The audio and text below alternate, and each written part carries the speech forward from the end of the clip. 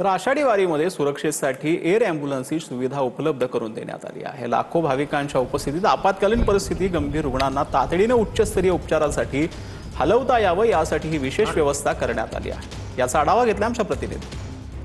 वारीच्या इतिहासामध्ये पहिल्यांदाच आरोग्य विभागाच्या वतीने एअर ॲम्ब्युलन्स खरं तर पंढरपुरात मागवण्यात आलेली आहे।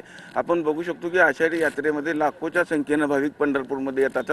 कोणतीही आपत्कालीन घटना घडली तर तात्काळ खरं तर त्या रुग्णाला खरं तर मेट्रो सिटीमध्ये हलवण्याकरता पहिल्यांदाच वारीची अशी खरं तर हे एअर ॲम्ब्युलन्सची सुविधा करण्यात आलेली आहे। ह्या एअर ॲम्ब्युलन्स सुविधेमध्ये जर आपण बघितलं तर एक पेशंट, 2 डॉक्टर अशी सगळी इथं व्यवस्था केली आपल्याला पाहायला मिळते। गर्दीमध्ये जर समजा काही पेशंटला अचानक इमर्जन्सी झाली आणि गर्दीमुळे आपल्याला त्याला जर हलवता आलं नाही तर तो पेशंट आपल्याला एअर ॲम्ब्युलन्सनं लिफ्ट करून सोलापूर, पुणे किंवा मुंबई या ठिकाणी आपल्याला शिफ्ट करता यावा आणि त्याचा जीव वाचवता यावा अशा मुख्य उद्देशानं शासनानं आपल्याला हे एअर ॲम्ब्युलन्स उपलब्ध करून दिले आहे। ही संपूर्णपणे मोफत सेवा असणार आहे। शासनाने, सार्वजनिक आरोग्य विभागाने याचा खर्च उचलला आहे।